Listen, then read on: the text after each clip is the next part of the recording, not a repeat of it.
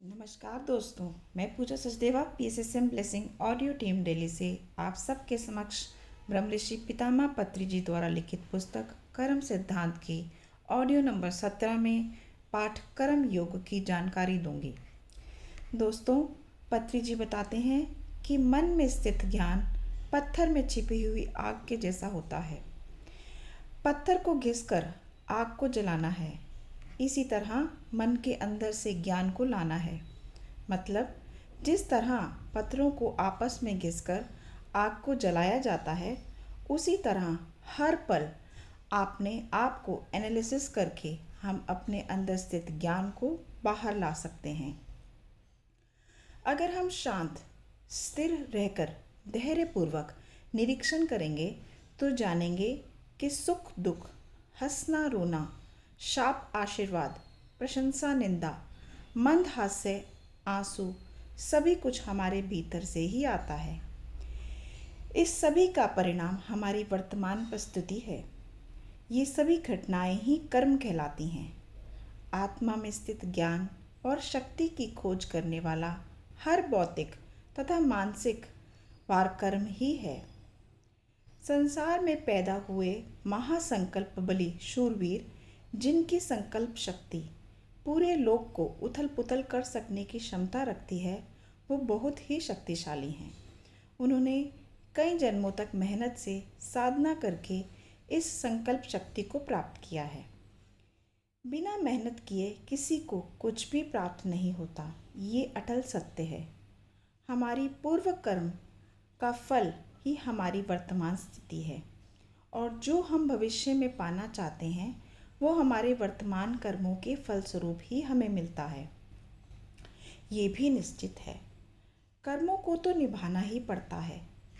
कुशलता से शास्त्रीय दृष्टि से कर्म का निर्वाहन करने को ही कर्म योग कहते हैं। श्रीमद् भागवत गीता में भी यही कहा गया है।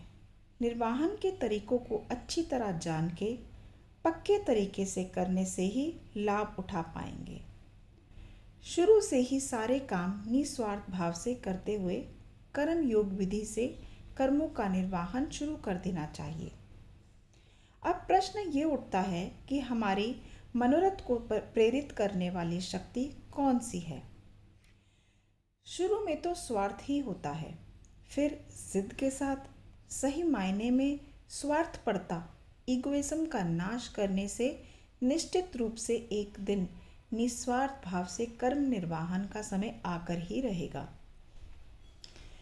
जीवन यात्रा में आगे बढ़ते हुए हम पूर्ण रूप से निस्वार्थी बन जाएंगे, और इस स्थिति को पाते ही हमारी सारी शक्तियाँ इकट्ठी हो जाएंगी और सहज ज्ञान व्याप्त हो जाएगा।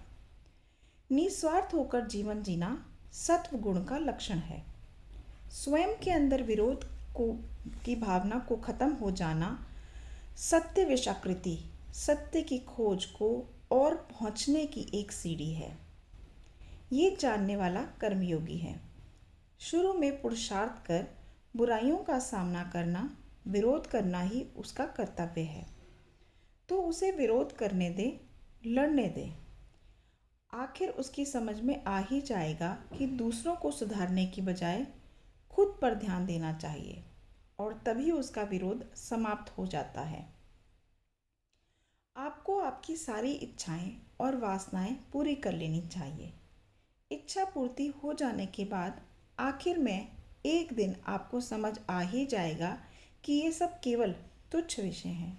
पर जब तक आप इच्छाओं को रोकते रहेंगे, दबाते रहेंगे, तब तक आत्मसमर्पण की स्थिति प्राप्त नहीं कर पाएंगे। इच्छाओं को पूर्ण करके ही मन शांत होगा, तभी आप आसानी से आत्मसमर्पण की स्थिति पालोगे। हर किसी को अपने निजी आदर्श का अवलंबन करके उसको ही साध्य बनाने के लिए साधना करनी चाहिए। कभी भी दूसरों के आदर्श को साधा नहीं जा सकता, इसलिए अपने आदर्श को साधना ही सबसे सही रास्ता है। हमें किसी के भी आदर्श को मजाक उड़ाने का कोई भी हक नहीं है, पर सबको अपने आदर्श की साधना करने का प्रयास अवश्य करना चाहिए। हमेशा कर्म से डिटैच निरत होकर अपने कर्तव्य धर्मों का पालन करते हुए अपने सारे कर्म फलों को ईश्वर को अर्पण करना चाहिए। माता, पिता, बच्चे, पत्नी, गरीबों को खिलाए बिना गृहस्थ को नहीं खाना चाहिए, नहीं तो वो पाप का भागीदारी होगा। ये शरीर हमें हमारे माता पिता द्वारा मिला है, इसलिए लाखों कष्टों को सहकर भी हमेशा अपने माता पिता की भलाई करना चाहिए। इससे आप नए कर्म से दूर रह पाएंगे। आप जिस दिन संपूर्ण रूप से आत्म साधना में बिताएंगे, उस दिन में से असाधारण परिणाम में कर्म को मिटा पाएंगे। और कुछ समय बाद आपको ये बात भी समझ आ जाएगी कि आप अपने जीवन के मुख्य उद्देश्य को जान के उसे हासिल करने में आपको अब कोई भी किसी भी प्रकार की परेशानी और रुकावटें नहीं आएंगी। निश्चित रूप से गृहस्थ को इस तरह से धर्म का पालन करना चाहिए। कर्म को पूरी तरह चुकाकर उन्नत लोकों में पहुंचकर आत्मा हर पल और अधिक आत्मोन्नति के लिए तैयार रहती है। आपको इसी तरह अपने आप को भी तैयार करना है। दोस्तों, आज के लिए बस इतना ही। बाकी की जानकारी हम अगली ऑडियो में करेंगे। धन्यवाद।